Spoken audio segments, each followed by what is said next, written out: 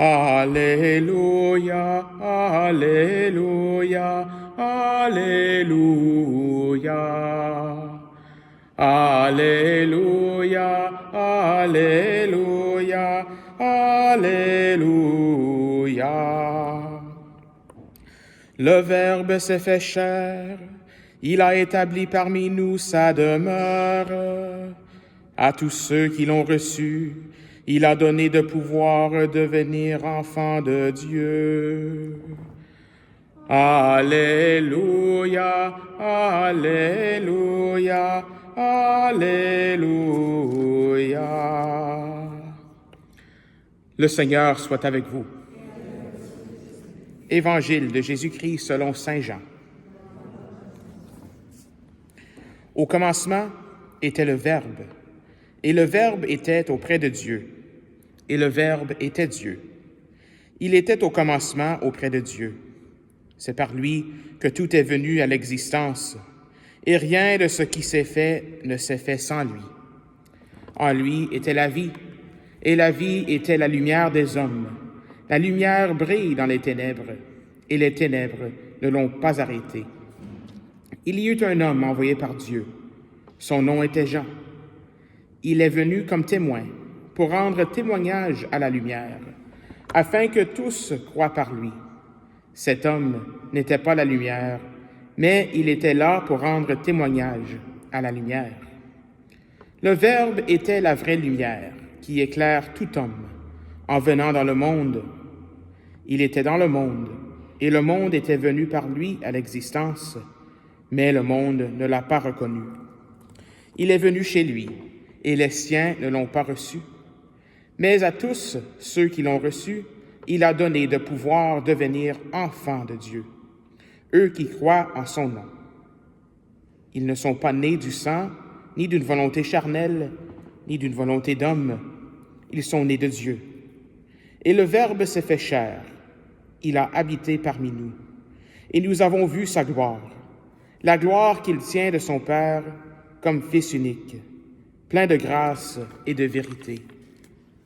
Jean le Baptiste, lui, rend témoignage en proclamant « C'est de lui que j'ai dit, celui qui vient derrière moi est passé devant moi, car avant moi, il était. » Tous nous avons eu part à sa plénitude.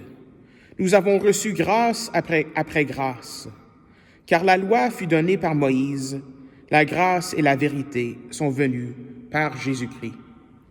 Dieu, personne ne l'a jamais vu. Le Fils unique, lui qui est Dieu, lui qui est dans le sein du Père, c'est lui qui l'a fait connaître. Acclamons la parole de Dieu.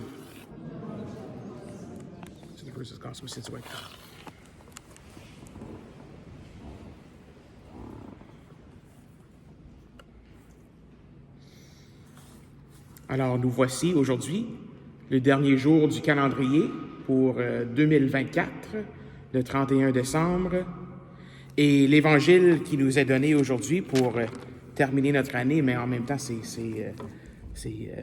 termine pas l'octave de Noël quand même, mais c'est cet Évangile-là qui a commencé l'octave de Noël. Si vous vous rappelez, le matin de Noël, c'est le même Évangile qu'on lit le matin de Noël, ce qui est le prologue de Saint Jean, le premier chapitre, une partie du premier chapitre de l'Évangile de Saint Jean. Et là, vers la fin de l'octave, nous avons encore cet magnifique Évangile selon Saint Jean, ce magnifique prologue. Alors peut-être pour nous, j'aimerais faire aujourd'hui, c'est voir, mais qu'est-ce qu'il y a dans cette lecture qui peut nous aider alors que nous sommes à la fin de notre année calendrier. La fin d'une année calendrier, ça nous amène toujours des souvenirs, hein? Ça nous amène peut-être à réfléchir sur l'année qui est passée, sur ce qui a été de bon, ce qui a été de moins bon, ce qui ont été les lumières, ce qui ont été les ténèbres, etc. Donc, et c'est ça quand même le thème qu'on voit ici dans ce premier chapitre de Saint Jean.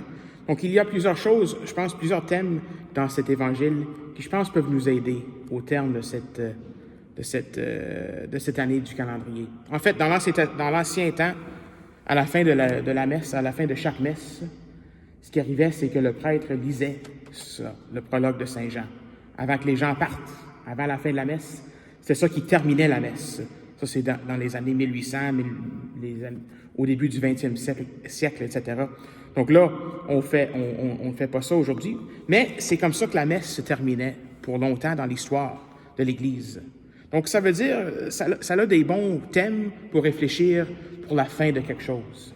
Donc premièrement, ce que j'ai souligné ici, vraiment, c'est comment est-ce que cet évangile commence.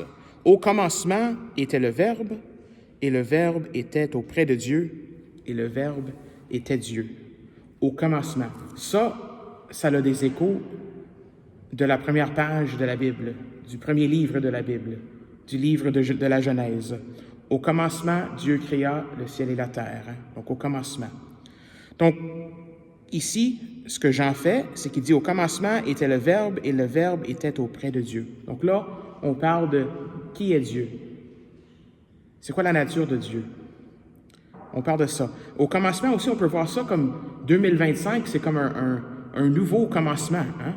C'est un nouveau départ, si on veut. Peu importe ce qui est arrivé en 2024, on peut recommencer à nouveau. Chaque jour, on peut se dire ça. Mais il y a quelque chose de spécial avec le changement d'une année. Hein? Donc 2025, on peut toujours recommencer. Le Seigneur veut toujours nous refaire, veut toujours nous aider à recommencer à nouveau. Et là, ça nous parle que le Verbe était auprès de Dieu. Donc là, on a peut-être des indices de ce qu'on enseigne de qui est Dieu. Dieu est Père, Fils et Esprit Saint. Donc Dieu est Trinité, communion d'amour.